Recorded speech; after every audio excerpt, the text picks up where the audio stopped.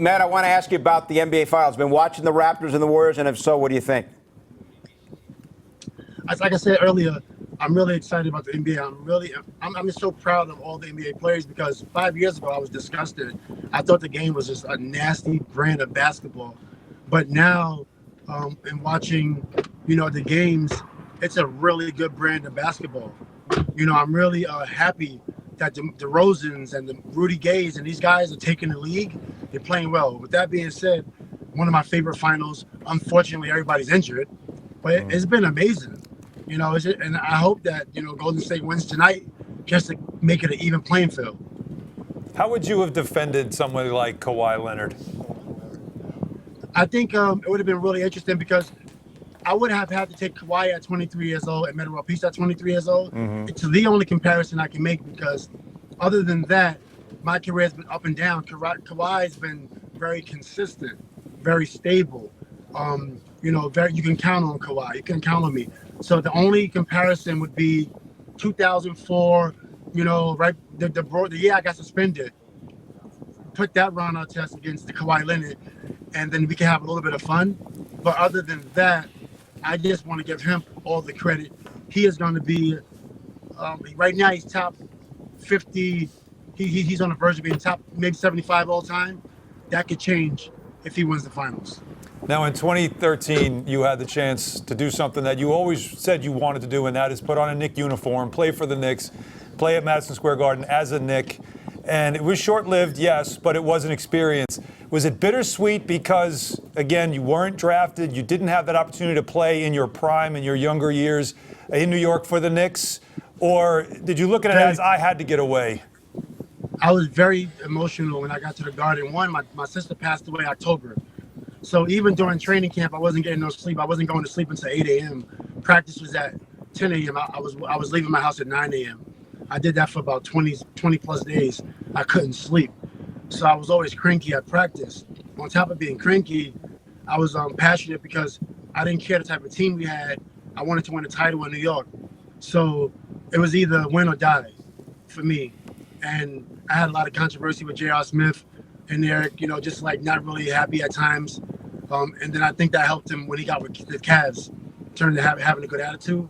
But I'm very attached to New York City, and I was very upset that I didn't win a title in New York City. I'm way more attached to the Knicks than a lot of people that have ever been through that organization. I'm from Queens. I'm from the streets. I'm from the Red Bricks. I went to St. John's because I'm very protective of my city. And to not win a title in New York City, is something that I could, burst a brain vessel for. It makes me extremely, extremely upset that I didn't win a title with the Knicks.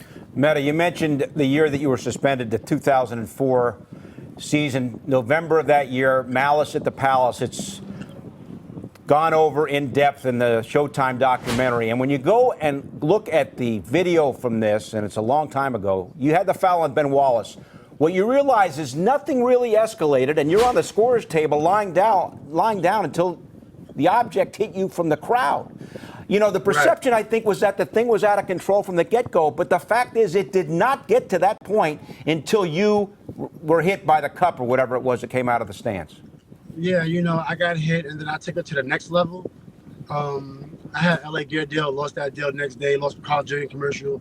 I had 2 TNT commercials at ESPN. That went off the table.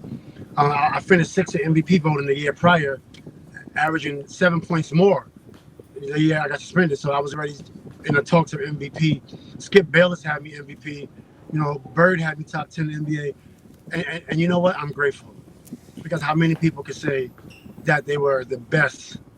How many people could say that Donnie Walsh was looking forward to putting my jersey in the rafters?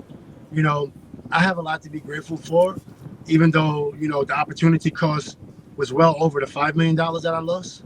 It was the defamation and all that stuff. But you know what? I'm from Queens. I'm from New York City. And we don't ask for handouts, and we don't complain. You keep bringing up New York and your love for New York and what it means for you. And Absolutely. In the documentary, you talk a lot obviously there's a lot of explanation about Queensbridge. And it really is amazing that you're not the only one to come out of there and have great success, and mainly because of how tough it was, how tough you had to be that there was a lot of music that came out of there as well. Yes. In that time. Just for those who don't know, because a lot of people don't know about Queensbridge, tell us about it. Well, Queensbridge, you know, I think they started building Queensbridge in the 1920s. And what people don't know, it used to be a lot of, you know, the ethnicity was mostly white back then.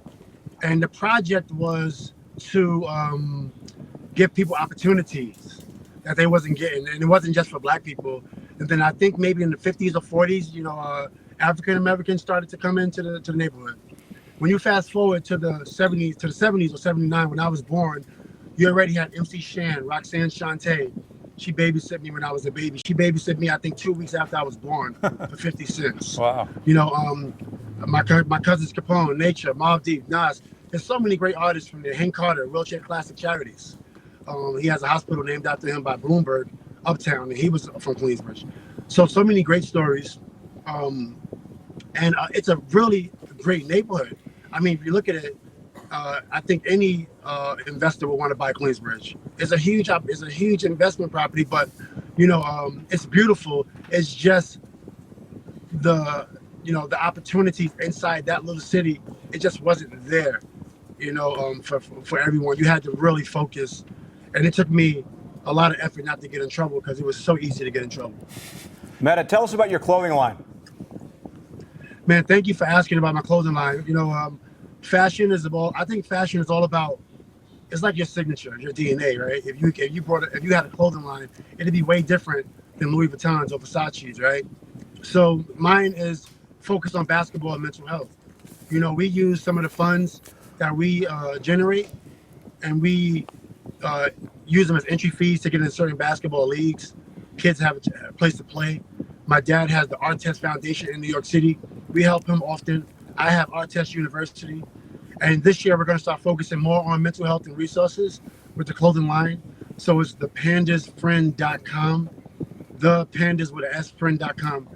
And like I said, everybody that's into fashion, they have their own DNA, their own signature. And mine is more philanthropic focused with fashion also. All right, Metta, hey, thanks so much for your time. Best of luck with the flat tire there, okay? Hey, man, I want to just say shout out to MSG. Everybody who knows me, I went to St. John's, and when I played with the number 51 jersey on, the same jerseys my dad wore at Long Island City High School, I mean, it was just an amazing, amazing feeling.